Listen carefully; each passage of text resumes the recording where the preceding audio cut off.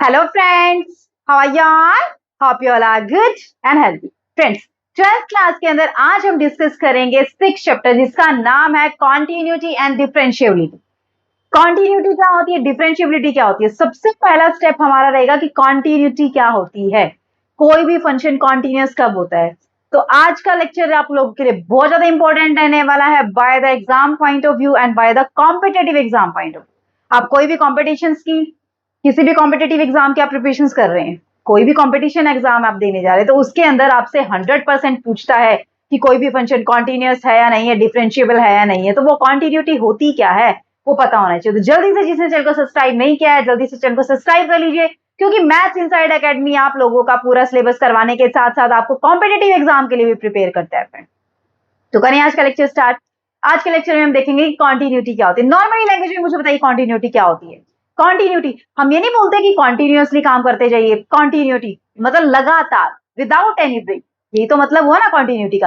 तो आज हम बात करेंगे कोई भी फंक्शन किसी पॉइंट पे कब कॉन्टिन्यूअस होता है या कॉन्टिन्यूटी क्या होती है किसी भी पॉइंट पे। करें आज के लेक्चर साथ। चलिए फ्रेंड देखते हैं आज क्या है हमारे पास लेक्चर के अंदर। देखिए कोई भी फंक्शन है, मान लीजिए अ फंक्शन को एफ यू एन से मैं डिनोट करी हूं, ठीक है, शॉर्ट फॉर्म में हम यूज करेंगे, ठीक है। A function is said to be continuous, continuous mean CTS, continuous की शॉर्ट फॉर्म में लिखा है मैंने सीटीएस, कि फंक्शन को हम कॉन्टिन्यूअस कब बोलेंगे, किसी भी पॉइंट पे, at any point, at any point. कब? जब इस पॉइंट के अराउंड, नॉर्मली लैंग्वेज में समझा रही हूं, मैथमेटिकल लैंग्वेज में हम बाद में बात करेंगे, जब इस पॉइंट के अराउंड हम जिस फंक्शन की बात कर रहे हैं अगर उस फंक्शन का हम ग्राफ बना दें, मान लीजिए कुछ ऐसा ग्राफ हमने बना दिया विदाउट एनी ब्रेक, बिना किसी ब्रेक के, जैसे मैंने यहां से स्टार्ट किया ऐसे कुछ बनाते गए, ऐसे कुछ बनाते गए, ये ऐसे कुछ बनाते गए, ऐसे कुछ, विदाउट एनी ब्रेक। अगर मैं इस पॉइंट के अबाउट, जिस पॉइंट पे मैं फंक्शन की कॉन्टिन्यूटी की बात कर रही हूँ, उस पॉइंट के अराउंड, मतलब उसके लेफ्ट साइड में भी उसके राइट साइड में भी जितने भी पॉइंट्स होंगे उन सब पॉइंट पे ये जो फंक्शन होगा उसका मैं ग्राफ बना सकती हूँ without any break. Normally language में समझाऊं, साइन का पता है, साइन ऑफ एक्स। अब साइन ऑफ एक्स की अगर हम बात करें तो एक्स आप कुछ भी ले लीजिए, कोई भी रियल नंबर ले लीजिए आप, तो आप साइन एक्स का या कोस एक्स का ग्राफ कैसे बनाते हैं। साइन यहाँ पे मान लीजिए 0, यहाँ पे π/2, तो π/2 पे 1 ना, यहाँ से 0, फिर यहाँ पे पाई आएगा, फिर यहाँ पे ऐसे। अब मुझे बताइए कहीं पे रुकता है ये साइन का ग्राफ? ऐसे इधर नेगेटिव डायरेक्शन में भी चलता रहता है, कहीं पे भी स्टॉप होता है? हर एक रियल नंबर के लिए कॉन्टिन्यूअसली ग्राफ चलता रहता है। इसका मतलब साइन एक्स की अगर बात करें तो साइन एक्स, ऐसे ही कॉस एक्स, ये सारे के सारे रियल नंबर के लिए क्या होते हैं, कॉन्टिन्यूअस फंक्शन होते हैं। क्या फंक्शन होते हैं? कॉन्टिन्यूअस। क्यों? क्योंकि हर एक रियल नंबर के लिए आप साइन एक्स और कॉस एक्स का graph without lifting the pen, without lifting the pen और पेंसिल, की पेन और पेंसिल को उठाए बिना आप क्या बना सकते हैं, उसका ग्राफ बना सकते हैं। अब बात करें टेंजेंट की, अगर मैं इसी के अंदर टेंजेंट की बात करने लग जाऊं, देखना टेंजेंट के अंदर, अब मुझे एक चीज बताइए, अगर मैं सिंपली बस 0 to 2 पाई के इंटरवल की बात करूं, मैं ज्यादा बड़ी बात नहीं कर रही, ठीक है, अगर मैं 0 to 2 पाई इंटरवल में बात करूं तो इसके अंदर 2 पॉइंट पे ब्रेक आ जाता है। कौन से पॉइंट पे? π/2 पे और 3π/2 पे। क्यों आ जाता है? क्योंकि π/2 पे और 3π/2 पे आपका टेंजेंट क्या हो जाता है, इनफाइनाइट हो जाता है। उसका ग्राफ कैसे बनता है? टेंजेंट 0 0, कुछ ऐसे उसका ग्राफ बनता है ना, ऐसे कुछ करके, ऐसे ऐसे कुछ, और फिर से ऐसे बनेगा, है ना, ऐसे कुछ करके। ये क्या आ रहा है? ब्रेक ही तो आ रहा है। अब यहाँ पे ये सिर्फ 0 to 2 पाई इंटरवल का बीच का बना, फिर यहाँ पे ये 2 पाई से 3 पाई के इंटरवल, 3 पाई से 4 पाई, ऐसे ये ग्राफ देखना, ब्रेक आ गया। पूरा कॉन्टिन्यूअसली तो नहीं बना ना सारे के सारे रियल नंबर के लिए, तो ब्रेक कहाँ कहाँ आया? ये π/2 पे और 3π/2। तो जहां पे भी ब्रेक आ जाता है उसका मतलब वो कॉन्टिन्यूअस नहीं होता। यानी कि टेंजेंट एक्स की बात करें तो ये 3π/2 और π/2 पे कॉन्टिन्यूअस नहीं है। क्यों? क्योंकि इन पॉइंट्स के ऊपर इसका क्या आ जाता है? ब्रेक आ जाता है। अब मैथमेटिकल की बात करते हैं कि मैथमेटिकली डेफिनेशन क्या है कॉन्टिन्यूअस फंक्शन की, देखते हैं क्या। आपने लिमिट पढ़ा होगा 11th क्लास में, लिमिट क्या होती है? Left hand limit, right hand limit, है ना। तो उसी लैंग्वेज में हम बात करेंगे कि कोई भी फंक्शन कॉन्टिन्यूअस कब होगा। देखिए फ्रेंड, डेफिनेशन क्या है? A function f x is said to be continuous at a point a. A function f(x) is said to be continuous at a point a, at a point x is equal to a। बात हम अगर f x की बात कर रहे हैं तो x is equal to ए की बात करेंगे ना, ठीक है। कब बोलेंगे? सबसे पहला स्टेप, सबसे पहला क्या होना चाहिए कि एफ ऑफ ए एग्जिस्ट करना चाहिए। तीन कंडीशन होनी चाहिए इसके अंदर। फर्स्ट कंडीशन क्या है? F of A exist. Exist करने का मतलब क्या है? एग्जिस्ट करने का मतलब क्या है कि ये क्या होना चाहिए? That is F of A is finite, definite and real, and real. अब रियल में बात कर रहे हैं तो इसका मतलब रियल होना चाहिए ना, कॉम्प्लेक्स तो नहीं आना चाहिए, है ना, मतलब इमेजिनरी नंबर की फॉर्म में नहीं आना चाहिए। अब फाइनाइट होना चाहिए, इनफाइनाइट नहीं आना चाहिए इसके अंदर। डिफाइनाइट मतलब ये डिफाइनाइट होना चाहिए, मतलब इसकी वैल्यू कुछ ना कुछ आनी चाहिए। ये नहीं है कि ये इन्फिनिटी चला गया, 1/0 इन्फिनिटी बाय इन्फिनिटी की फॉर्म में आ गया, ठीक है। ये सारी की सारी इनडिफाइनाइट फॉर्म हो जाती है। हम किसकी बात कर रहे हैं? डिफाइनाइट फॉर्म की बात कर रहे हैं, ठीक है फ्रेंड्स। अब सेकंड क्या आता है? सेकंड, अगर एफ ऑफ ए एग्जिस्ट करता है तो सेकंड क्या आता है कि limit x tends to a f of x exist.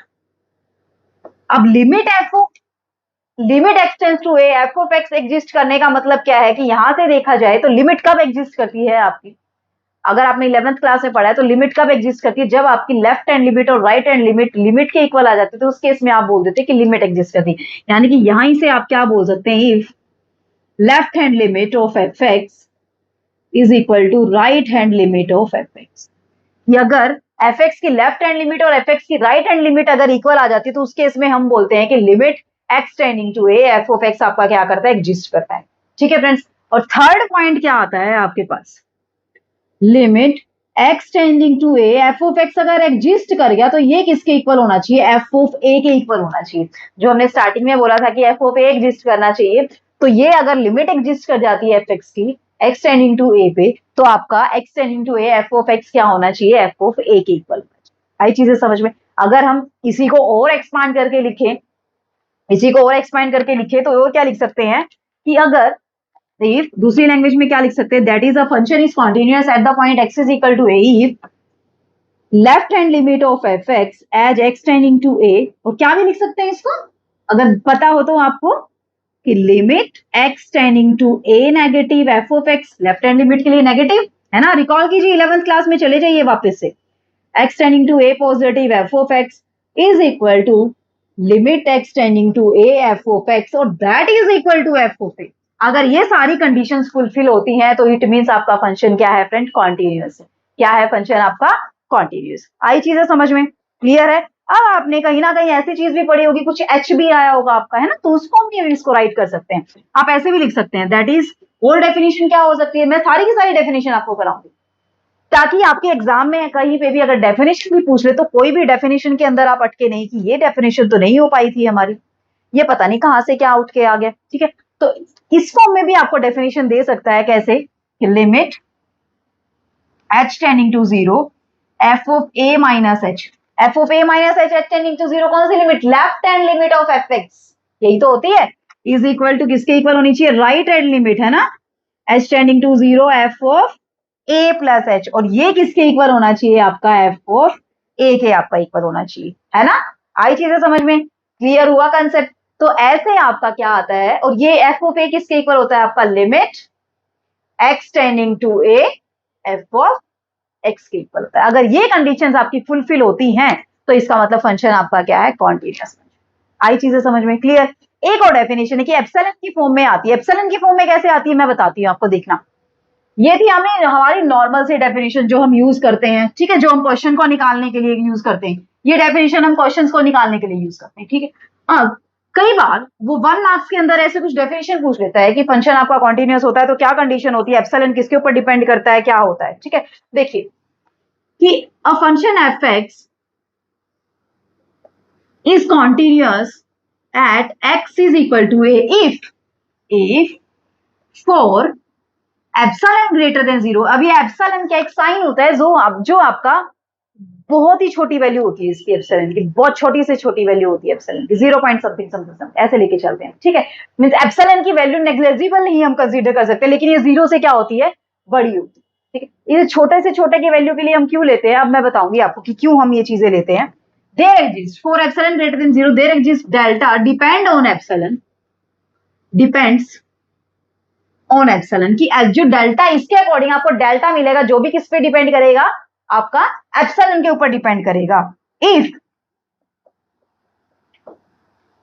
मतलब इफ तो लिख दिया ना हमने कि for epsilon greater than 0 there exist delta depending on epsilon such that क्या कंडीशन सेटिस्फाई हो रही है, f of x minus f of a, ये आपका लेस देन होगा, कब होगा ये आपका लेस देन, फॉर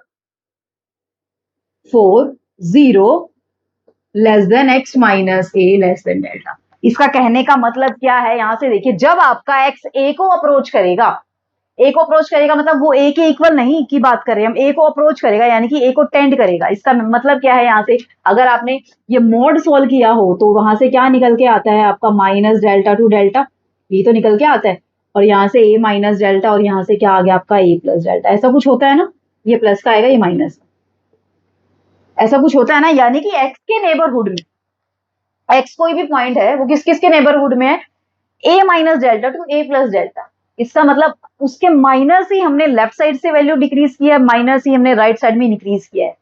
मतलब अगर हम बात करें जीरो के पॉइंट की, एक्स इज इक्वल टू 0 के ऊपर अगर बात करें तो एक्स के राइट में क्या आएगा, अगर हम 1 की बात करें, 1 की एक्स इज इक्वल टू 1 पे बात कर लेते हैं, तो एक्स इज इक्वल टू 1 के राइट में क्या आएगा, 1.0000000, ये ए प्लस डेल्टा मैंने किया। लेफ्ट में मैं आपको लिमिट का कंसेप्ट समझा रही हूँ जो 11th क्लास में कर चुके हैं, ठीक है। फिर से मैं इसलिए बता रही थी आपको कोई भी दिक्कत ना आएगी रिकॉल करने में। 9.999 मतलब ये डेल्टा की मैं मीनिंग समझा रही हूँ, डेल्टा और एप्सिलॉन का मतलब ये इतना छोटे से छोटा है कि आपका एक्स ना 1 को ही अप्रोच करेगा।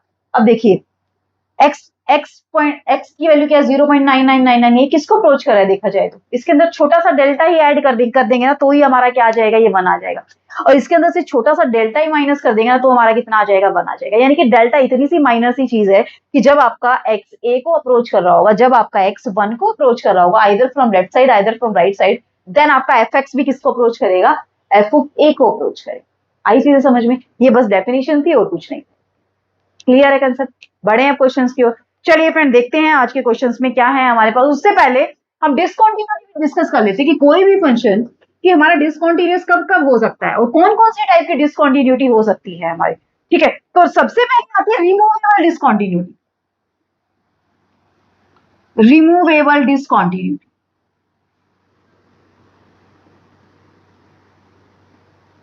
रिमूवेबल डिसकंटिन्यूटी क्या होती है, डिसकंटिन्यूटी को मींस आप रिमूव कर सकते हैं, यही मतलब हुआ ना। अगर आप हायर क्लासेस में जाएंगे तो वहां पे ये रिमूवेबल डिसकंटिन्यूटी आएगी ना, उसको आप रिमूव भी कर सकते हैं फिलहाल, लेकिन 12th क्लास के अंदर फिलहाल यही है कि रिमूवेबल डिसकंटिन्यूटी होती है। ये क्या है कि आपका फंक्शन तो एग्जिस्ट करता है, मतलब लेफ्ट हैंड लिमिट और राइट हैंड लिमिट तो एग्जिस्ट करती है, और वो दोनों आपस में इक्वल भी हैं कि आपने फंक्शन के ऊपर लेफ्ट हैंड लिमिट निकाली, फंक्शन की राइट हैंड लिमिट निकाली, वो दोनों आपस में तो इक्वल है, लेकिन ये किसके इक्वल नहीं है, एफ ऑफ ए के इक्वल नहीं है। किसके इक्वल नहीं है, एफ ऑफ ए के इक्वल नहीं है। तो हम इसको क्या बोलेंगे, ये कौन सी डिसकंटिन्यूटी है, रिमूवेबल डिसकंटिन्यूटी। आई चीजें समझ में, क्वेश्चन करेंगे तब और भी अच्छे से समझ आ जाएगा। सेकेंड क्या आती है, discontinuity of first kind. Discontinuity of first kind, अब इसके अंदर क्या होगा फ्रेंड्स कि limit x tending to a negative, यानी कि लेफ्ट हैंड लिमिट एग्जिस्ट तो करेगी, ऐसे ही राइट हैंड लिमिट एग्जिस्ट तो करेगी आपकी, लेकिन ये दोनों ही आपस में इक्वल नहीं होगी, यानी कि फंक्शन की लिमिट एग्जिस्ट नहीं करेगी। जब आपकी लेफ्ट हैंड लिमिट और राइट हैंड लिमिट आपकी एग्जिस्ट नहीं करती है, सॉरी एग्जिस्ट करती है लेकिन इक्वल नहीं होती, तो हम क्या बोल देते हैं कि फंक्शन की ओवरऑल लिमिट एग्जिस्ट नहीं करिए, मतलब फंक्शन की लिमिट एग्जिस्ट नहीं करती, लिमिट डज नॉट एग्जिस्ट, यही तो हम लिख देते हैं, है ना। तो इसका मतलब क्या है आपका, जब आपकी left hand limit of function is not equal to right hand limit of the function, then हम फंक्शन की लिमिट ही फाइंड आउट नहीं कर पा रहे हैं, उसकी लिमिटिंग वैल्यू ही फाइंड आउट नहीं कर पा रहे हैं। यहाँ से कुछ और वैल्यू आ रही है, यहाँ से कुछ और वैल्यू आ रही है, जब सेम वैल्यू आती है तभी तो हम बोलते हैं कि फंक्शन की लिमिट ये है, ठीक है।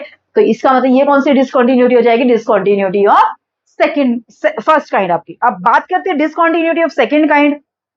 अब सेकंड काइंड के अंदर क्या होगा हमारे पास, सेकंड काइंड के अंदर discontinuity of second kind, third type की डिसकंटिन्यूटी है कि जो लिमिट है x tending to a negative, यानी कि left hand limit, either left hand limit not exist, या तो लेफ्ट हैंड लिमिट एग्जिस्ट नहीं करेगी, या फिर राइट हैंड लिमिट एग्जिस्ट नहीं करेगी,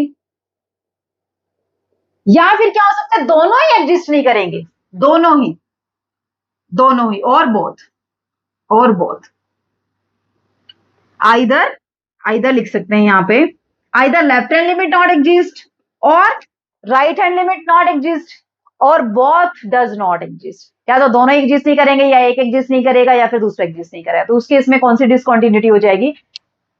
सेकंड काइंड डिसकंटिन्यूटी। आपने देखा होगा कि कॉन्टिन्यूटी की फर्स्ट डेफिनेशन ही क्या होती है? एफ ऑफ एग्जिस्ट करना चाहिए, और सेकंड में क्या आता है? Limit x tending to a f of x exist, यानी कि फंक्शन की लिमिट एग्जिस्ट करनी चाहिए। अब ये बोला है कि इसने लेफ्ट हैंड लिमिट एग्जिस्ट नहीं करी, तो हमें राइट हैंड लिमिट चेक करने की जरूरत नहीं है। जब लेफ्ट हैंड लिमिट एग्जिस्ट नहीं करी इसका मतलब क्या है? या तो वो क्या आ गई है? इनफाइनाइट वैल्यू आ गई, या फिर कैसा नंबर आ गया आपका? रियल नंबर नहीं आया। इसका मतलब वो कैसी है? एग्जिस्ट नहीं कर रही है। ठीक है, तो फर्स्ट से ही हम आइडिया लगा सकते हैं कि हमारी कॉन्टिन्यूटी है या नहीं। आई चीजें समझ में? ठीक है, अब बात कर लेते हैं कंपोजिशन की। कंपोजिशन फंक्शन के अंदर क्या होता है? जैसे देखिए एफ ऑफ जी हमने डिस्कस किया था फर्स्ट चैप्टर के अंदर, है ना, कि एफ ऑफ जी क्या होता है? कंपोजिशन फंक्शन एफ और जी। एफ और जी को जब हम कंबाइन करके एक फंक्शन बनाते हैं तो क्या होती है? उसके अंदर कंपोजिशन होता है एफ ऑफ जी। तो ये एफ ऑफ जी कब कॉन्टिन्यूस होगा? ये एफ ऑफ जी आपका कब कॉन्टिन्यूस होगा? अगर अगर आपका जी कॉन्टिन्यू किस पॉइंट पे? मान लीजिए ए पॉइंट पे f of g is continuous at a point a if G is continuous at A and F is continuous at G of A। अभी मैंने G of A क्यों लिखा? जिसने फर्स्ट चैप्टर ध्यान से पढ़ा होगा, अच्छे से यहाँ से लेक्चर अटेंड किए होंगे, उसको पता होगा कि ये मैंने F continuous G of A पे क्यों लिखा। क्यों? क्योंकि F की जो डोमेन होती है वो G की क्या होती है फ्रेंड्स? हमारी रेंज होती है। यही तो बात करते हैं हम। ठीक है, किया था ना हमने डिस्कस उसके first chapter relation and functions के अंदर। हमने बहुत अच्छे से डिस्कस किया है कि आपका एफ ऑफ जी कब एग्जिस्ट करता है, जी ऑफ एफ आपका कब एग्जिस्ट करता है, एफ ऑफ जी की डोमेन और रेंज क्या क्या होती है, ये सारी चीजें हम डिस्कस कर चुके। ठीक है, जिसने नहीं देखी है वो प्रीवियस वीडियो में जाके देख सकता है, चैप्टर 1 को उठा के। ठीक है, अब क्यों जी? अब ये क्या हो गया? जी की हम क्या उठाते हैं? डोमेन। अगर एफ ऑफ जी की बात करें तो जी की डोमेन से एफ की रेंज तक हमारा फंक्शन जाता है। तो जी की डोमेन से उठाएंगे तो जी यानी कि डोमेन, अब एफ ऑफ जी की कॉमन डोमेन क्या हो जाएगी? X is equal to a, है ना। तो यानी कि जी क्या होना चाहिए? X is equal to a पे कॉन्टिन्यूस। जब जी कॉन्टिन्यूस हो जाएगा तो एफ भी क्या होना चाहिए? आपका कॉन्टिन्यूस होना चाहिए। किसके ऊपर? जी ऑफ ए के ऊपर। किसके ऊपर? जी ऑफ ए के ऊपर। देन हम बोल सकते हैं कि एफ ऑफ जी आपका क्या होगा? कॉन्टिन्यूस। आई चीजें समझ में? बड़े नेक्स्ट स्टेप की। चलिए फ्रेंड, अब क्वेश्चन डिस्कस करते हैं। क्वेश्चंस के अंदर क्या है हमारे पास अभी देखते हैं। देखिए फर्स्ट क्वेश्चन क्या है हमारे पास? Examine the following functions is continuous for x is equal to 2। कि आपको एक फंक्शन दिया हुआ है, आपको बताना है क्या वो एक्स इज इक्वल टू 2 के लिए कॉन्टिन्यूस है। फंक्शन क्या दिया हुआ है वो देख लेते हैं। F x x square minus 4 divided by x minus 2 when x not equal to 2 और एक्स इज इक्वल टू 2 है, इट मींस फंक्शन की वैल्यू क्या है? 0। अब हमें चेक करना है क्या ये फंक्शन कॉन्टिन्यूस है क्या नहीं। अब ये f x is equal to 2 का मतलब फंक्शन 0, इसका मतलब क्या है? एफ ऑफ 2 कितना दिया हुआ है आपको? 0। यही तो मतलब हुआ कि एक्स की वैल्यू कितनी है? 2 है। जब एक्स की वैल्यू 2 है तो एफ एक्स की वैल्यू कितनी है? 0, यानी कि एफ ऑफ 2 कितना है आपका? 0। अब हमें ये चेक करना है क्या ये फंक्शन कॉन्टिन्यूस है या नहीं है। तो कॉन्टिन्यूटी के लिए सबसे पहले तो क्या एफ ऑफ ए एग्जिस्ट करना चाहिए, वो हमारा कर रहा है।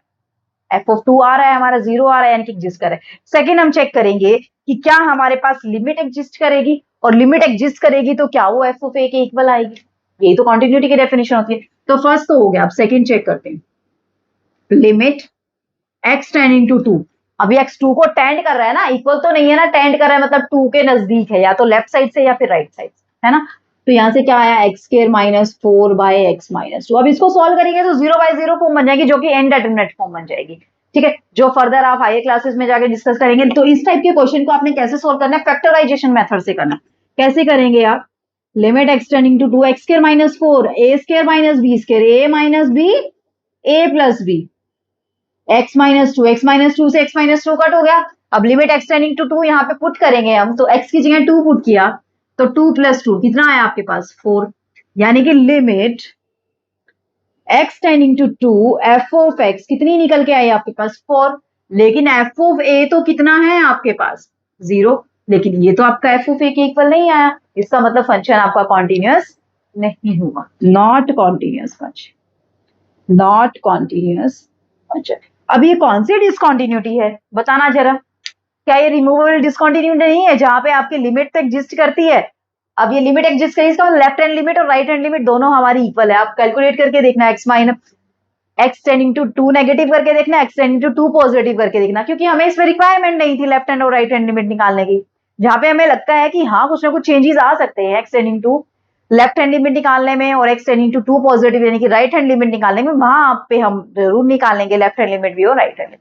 यहाँ पे हमें कोई रिक्वायरमेंट नहीं है तो हम क्यों निकालेंगे यहाँ पे? ठीक है, तो यहीं से हमें डायरेक्टली हमें पता चल रहा है कि लिमिट क्या आ रही है, यहाँ से 4 आ रही है, लेकिन फंक्शन की वैल्यू क्या है उस पॉइंट पे, वो 0 है। तो इसका मतलब ये कैसे डिसकंटिन्यूटी है? Removable discontinuity. आई चीजें समझ में? ठीक है, बड़े नेक्स्ट क्वेश्चन की ओर चलिए फ्रेंड, देखते हैं नेक्स्ट क्वेश्चन में क्या है हमारे पास। सबसे पहले होता है बेस बनाना। अगर आपका बेस क्लियर हो गया ना तो फिर क्वेश्चन को आप फटाफट से सॉल्व कर सकते हैं, वहां पे आपको क्वेश्चन निकालने में कोई भी दिक्कत नहीं आएगी। देखना फ्रेंड, सेकंड क्वेश्चन क्या है हमारे पास कि आपको एफ एक्स दिया हुआ है। क्या है एफ एक्स के अंदर? Sine x by 2 plus cos x, x not equal to 0 और एक्स 0 है तो आपकी फंक्शन की वैल्यू कितनी है? 2 है। इसका कहने का मतलब क्या है कि आपका एफ ऑफ 0 कितना है? 2। यही तो मतलब हुआ। अब हमें चेक करना है क्या ये हमारा लिमिट जब हम अप्लाई करेंगे फंक्शन के ऊपर उसके इक्वल आएगा। तो काम कर लेते हैं, हमारा निकालिए limit x tending to 2 negative f of x. निकाल दीजिए एफ ऑफ एक्स कितना है जब 2 को अप्रोच कर रहे हैं। 2 नहीं, सॉरी 0 की बात करें ना, 2 लिख दिया मैंने भी। किसकी बात करें? At x is equal to 0 की बात कर रहे हैं ना कि यहाँ क्या हमारा फंक्शन कॉन्टिन्यूस है? नहीं है, 0 पॉइंट के ऊपर। पिछला आपने किस पॉइंट के ऊपर डिस्कस किया था? 2 पॉइंट के ऊपर। यहाँ पे 0 पे डिस्कस करें तो फंक्शन क्या है हमारा? Sine x by x plus cos. अब अगर आपने 11th क्लास में लिमिट को अच्छे से पढ़ा है तो जब आप लिमिट दो फंक्शन के सम के ऊपर लिमिट अप्लाई करते तो अलग अलग लिमिट अप्लाई हो जाती है, नहीं हो जाती है? हो जाती है ना। तो ये चीज क्या हो जाएगा यहाँ से, यानी कि इस पूरे के ऊपर जब हम लिमिट अप्लाई करेंगे तो लिमिट क्या हो जाएगी? अलग अलग डिस्ट्रीब्यूट हो जाएगी। Limit sine x by x और limit x tending to 0 cos x. अब देखिए फ्रेंड्स, फिर से 11th क्लास में आ जाइए। Limit x tending to 0 sine x by x क्या होती है वैल्यू इसकी? 1। क्या होती है इसकी वैल्यू? 1। ऐसे ही यहाँ पे आपने पुट किया cos 0। cos 0 कितना होता है? 1। तो 1 प्लस 1 कितना आया? 2 आया, जो कि आपका किसके इक्वल है? एफ ऑफ 0 के इक्वल है। किसके इक्वल है? F of 0। यानी कि यहां से क्या निकल के आया आपके पास? Limit x tending to 0 f of x is equal to f of 0। इसका मतलब फंक्शन क्या हो गया आपका? कॉन्टिन्यूस हो गया। फंक्शन क्या हो गया आपका? कॉन्टिन्यूस। तो ऐसे आपको कॉन्टिन्यूटी चेक करनी है कि कैसे आपका फंक्शन कॉन्टिन्यूस हो सकता है और कैसे कॉन्टिन्यूस नहीं हो सकता। ठीक है फ्रेंड्स, आई चीज समझ में अच्छे से क्लियर हो रहा है कंसेप्ट? कोई भी डाउट नहीं रहना चाहिए फ्रेंड। बड़े नेक्स्ट क्वेश्चन की ओर चलिए फ्रेंड, देखते हैं नेक्स्ट क्वेश्चन के अंदर क्या है हमारे पास।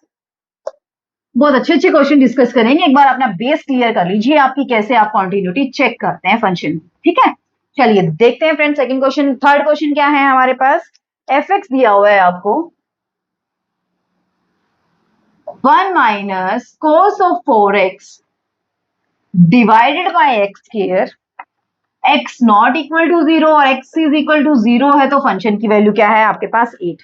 अब आपको ये चेक करना है क्या ये कॉन्टिन्यूस है। वही फर्स्ट स्टेप, सबसे पहले तो एफ ऑफ 0 कितना दिया हुआ है आपको? 8 दिया हुआ है। यानी कि आप जब लिमिट निकालेंगे एफ एक्स की एक्स टेंडिंग टू 0 पे, वो भी आपका कितना आना चाहिए? 8 आना चाहिए। तो देखिए इवेल्युएट करते हैं। Limit x tending to 0 f of x कितना दिया हुआ है friends? 1 minus cos of 4x by x के। अब देखना यहाँ पे x की जगह 0 पुट करेंगे तो क्या आएगा आपके पास? 0। 1 माइनस 0 1 बाय 0 1 बाय 0 तो क्या बन गया? इनफाइनाइट बन गया। यानी कि आप यहां से कहोगे नहीं ये तो डेफिनेट हो, इनडेफिनेट हो गया है ना, डिफाइनाइट ही नहीं है, फंक्शन एग्जिस्ट ही नहीं करता है। जी नहीं, फंक्शन एग्जिस्ट करता है, लिमिट एग्जिस्ट करती है फंक्शन की। थोड़ा सा सोचिए कि कैसे आप इसको सॉल्व कर सकते हैं क्वेश्चन को। देखना, आपने फॉर्मूला क्या पता है? 1 माइनस कॉस ऑफ 2x क्या होता है आपके पास? 2 साइन स्क्वायर x होता है ना, एंगल का हाफ हो जाता है ना, एंगल का हाफ हो जाता है। और अब बात करें अगर 1 प्लस कॉस ऑफ 2x की, अब किसी भी क्वेश्चन में यूज हो सकता है, वो भी बता देती हूँ। और 1 प्लस कॉस ऑफ 2x की अगर बात करें तो ये कितना होता है? 2 कॉस स्क्वायर x। अब हमें तो क्या चाहिए? 1 माइनस कॉस ऑफ 4x हमें चाहिए। तो 4x चाहिए, यानी कि यहाँ पे कितना होना चाहिए हमारा? Sine square 2x। मैंने ये बोला ना यहाँ एंगल डबल हो जाता है, यहाँ 4 है तो यहाँ पे हाफ हो जाएगा। तो यानी कि यहां से वैल्यू कितनी निकल के आई आपके पास? Limit x tending to 0 to sine square 2x और डिवाइडेड बाय x स्केयर। आई चीजें समझ में क्लियर हुआ कंसेप्ट? ठीक है, अब यहां से हम क्या करेंगे, इसको सॉल्व करने की कोशिश करेंगे। अब देखिए, आपको पता है कि साइन एक्स बाय एक्स जब आप लिमिट अप्लाई करते हैं x टेंडिंग टू 0 तो ये क्या होता है, 1 होता है ना। लेकिन नीचे x स्केयर है, यानी कि x स्केयर का कुछ ना कुछ करना पड़ेगा। 11th क्लास में अगर आपने अच्छे से लिमिट की होगी ना तो आप इसको फटाक से सॉल्व कर सकते हैं। बस मैं थोड़ा सा एक्सप्लेन कर रही हूँ ताकि आप लोगों को दिक्कत ना आए कुछ भी करने। अब ये 2 को बाहर ले लीजिए लिमिट से, लिमिट तो इसके ऊपर डिपेंड ही नहीं करिए, तो कांस्टेंट आपका। अब यहां से साइन स्केयर 2x को क्या लिख सकते हैं, साइन 2x का होल स्केयर, है ना। अब देखिए साइन x बाय x बनाना है ना मैंने, तो यानी कि मुझे यहां भी अंदर भी क्या बनाना पड़ेगा, 2x बनाना पड़ेगा। और स्केयर है तो इसका मतलब क्या बनाना पड़ेगा, 2x का स्केयर बनाना पड़ेगा। अब x का स्केयर तो हमें दिया हुआ है, इसका मतलब मैंने क्या किया, 2 का स्केयर मल्टीप्लाई करना पड़ेगा, 2 का स्केयर डिवाइड, तो 2 का स्केयर डिवाइड तो कर दिया, यानी कि 2 का स्केयर क्या करना पड़ेगा, मल्टीप्लाई। आई चीजें समझ में? 2 का स्केयर 4, 4 मल्टीप्लाई 2 इज 8, 8 तो आ गया लिमिट से बाहर, बच गया क्या लिमिट के अंदर, sine of 2x by 2x whole square. अब मुझे एक चीज बताइए, जब आपका x 0 को टेंड करेगा तो 2x भी तो 0 को टेंड करेगा ना, तो 2x 0 को टेंड करेगा, इसका मतलब ये पूरा का पूरा कितना बन जाएगा, 1 बन जाएगा। कितना बन जाएगा, 1। तो 8 मल्टीप्लाई 1 कितना निकल के आया आपके पास, 8 निकल के आया। कितना निकल के आया, 8। अब f ऑफ 0 भी तो कितना था, 8 था। इसका मतलब यहां से देखा जाए x tending to 0 f of x is equal to f of 0 आपका आया, जो कि कितना निकल के आया है, 8 निकल के आया। इसका मतलब फंक्शन क्या हो गया आपका, कॉन्टिन्यूअस। आई चीजें समझ में क्लियर हुआ कंसेप्ट? नेक्स्ट बढ़े नेक्स्ट क्वेश्चन को। चलिए फ्रेंड देखते हैं नेक्स्ट क्वेश्चन के अंदर क्या है हमारे पास। बहुत ही अच्छा क्वेश्चन है, बहुत ही अच्छा क्वेश्चन है। ठीक है, इस टाइप का मैं करवा रही हूँ आपको कॉस के अंदर, इस टाइप का साइन के अंदर भी मिल सकता है आपको क्वेश्चन, जो मैं भी करवाने जाऊंगी। ठीक है, बहुत अच्छा क्वेश्चन, बहुत इंटरेस्टिंग क्वेश्चन है, ध्यान से देखना है। देखते हैं फ्रेंड क्या है, देखना। एफ एक्स,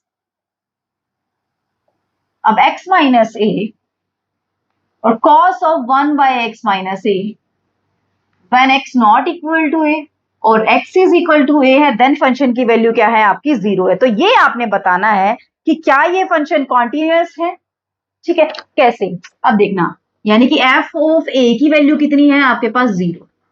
ठीक है, तो इस टाइप के क्वेश्चन में हमें लेफ्ट हैंड और राइट हैंड लिमिट निकालने की जरूरत, जैसे e की पावर में होते हैं, कॉस ऑफ एंगल के अंदर क्वेश्चंस होते हैं, तो उस टाइप के क्वेश्चंस के अंदर हमें लेफ्ट हैंड और राइट हैंड लिमिट निकालने की जरूरत पड़ती है। क्यों पड़ती है, क्योंकि माइनस करते हैं कहीं ना कहीं चेंज जरूर आता है। तब देखना फ्रेंड, अब अगर हमें इवेल्युएट करें, अगर हम लिमिट इवेल्युएट कर, left hand limit at x is equal to a, इसका मतलब limit x tending to a negative f of x. अब एफ ऑफ एक्स तो सेम ही रहेगा ना, ये वाला रहेगा, तो limit x tending to a negative x minus a और cos of 1 by x minus a. ठीक है, अब x tending to a negative को आप क्या पुट करते थे, यानी कि x को आप क्या पुट कर देते थे, a minus H.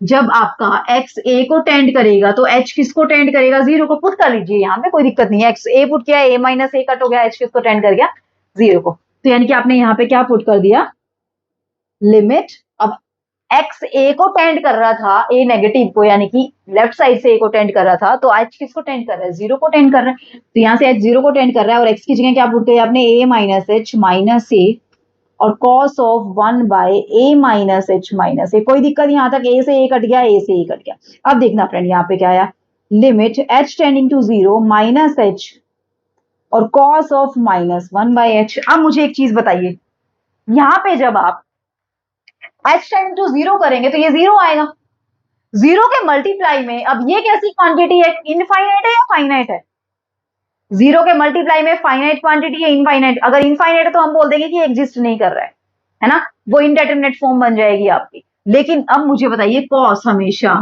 Cos of x की वैल्यू हमेशा -1 और 1 के बीच में लाई करती है हर एक रियल नंबर के लिए। इसका मतलब ये क्या है, आपकी फाइनाइट क्वांटिटी है, फाइनाइट वैल्यू आएगी, है ना। तो यानी कि 0 into some finite quantity between -1 and 1, कि -1 और 1 के बीच में फाइनाइट क्वांटिटी है, कोई भी कुछ भी ले लीजिए, कुछ भी ले लीजिए, आपकी मर्जी है, 1/2 -1/2 1/3 1/4, उसके मल्टीप्लाई में 0 करेंगे, आपका आंसर क्या निकल के आएगा फ्रेंड, वहां से 0 ही निकल के आएगा। क्या निकल के आएगा, वहां से 0 निकल के आएगा। आई चीजें समझ में। राइट हैंड लिमिट निकालते हैं, राइट हैंड लिमिट इवेल्युएट कीजिए। सेम पैटर्न में करना है, x tending to a positive, x minus a cos of 1 by x minus a, वही सेम। x को आपने क्या पुट करना है, a प्लस h पुट करना है, a प्लस h, तो h किसको टेंड करेगा, 0 को, a plus h minus a और 1 by cos of a plus h minus a से a गया, a से a गया। अब फिर से वही स्टेप आ गया फ्रेंड्स, सेम स्टेप आ गया यहाँ पे भी। देखना क्या है आपके पास यहाँ से, limit h tending to 0 h into cos of 1 by h। अब ये कैसी क्वांटिटी है, फाइनाइट क्वांटिटी है, फाइनाइट क्वांटिटी है बिटवीन -1 to 1। अब ये क्या है, 0, 0 इंटू फाइनाइट, हमेशा क्या आएगा निकल के, 0 आएगा। यानी कि आपके पास लेफ्ट हैंड लिमिट किसके इक्वल आई, राइट हैंड लिमिट के। और अगर देखा जाए सिंपली लिमिट अगर अप्लाई करोगे x tending to a, x minus a और cos of 1 by x minus a, normally limit apply करोगे, a माइनस a क्या हुआ, 0, 0 इंटू समथिंग, फिर से फाइनाइट क्वांटिटी क्या आएगा, 0। यानी कि left hand limit is equal to right hand limit और इज इक्वल टू फंक्शन की value at the point x is equal a। क्या आ गई आपके पास, तीनों चीजें इक्वल आ गई। So this implies function is continuous at x is equal to a। तो इसका मतलब फंक्शन आपका क्या हो गया फ्रेंड, यहाँ से कॉन्टिन्यूअस होगा। तो आप यहाँ से क्या राइट कर सकते हैं, लेफ्ट हैंड लिमिट ऑफ, सारी चीजें लिखनी है आपने, मैं शॉर्ट फॉर्म में लिख रही हूँ, right hand limit of f x is equal to limit x tending to a f of x that is equal to f of a। सारी कंडीशन फुलफिल हो रही है, इसका मतलब हमारा फंक्शन क्या है फ्रेंड्स, कॉन्टिन्यूअस। आई चीजें समझ में, आज के लिए आई थिंक इतना काफी है, आपका पूरा बेस क्लियर हो गया है कि कॉन्टिन्यूसी क्या होती है, कैसे हम चेक कर सकते हैं कि कोई भी फंक्शन कॉन्टिन्यूअस है या नहीं। आगे हम और भी हायर लेवल के क्वेश्चन डिस्कस करेंगे। ये हमारे 6.1 के कुछ क्वेश्चन थे, ठीक है। 6.1 बहुत बड़ी है इसलिए मैंने कुछ क्वेश्चन डिस्कस किए थे। नेक्स्ट लेक्चर में हम और क्वेश्चन डिस्कस करेंगे, ठीक है फ्रेंड्स।